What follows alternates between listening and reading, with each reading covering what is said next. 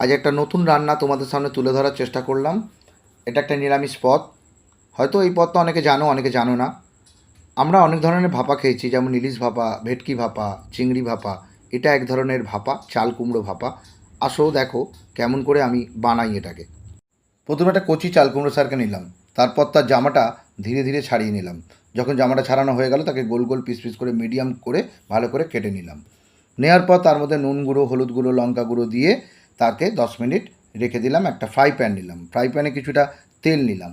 তেলটা যতক্ষণ না গরম হয় অপেক্ষা করে তার মধ্যে চাল কুমড়ো স্যারকে আস্তে করে ছেড়ে দিলাম।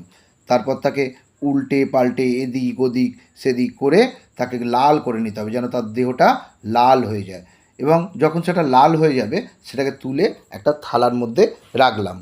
রাখার পর একটা টিফিন কারিতে কিছুটা সর্ষে বাটা নিয়ে চাল কুমড়ো স্যারকে তার মধ্যে আস্তে আস্তে সাজিয়ে নিলাম। সাজানো হয়ে যাওয়ার পর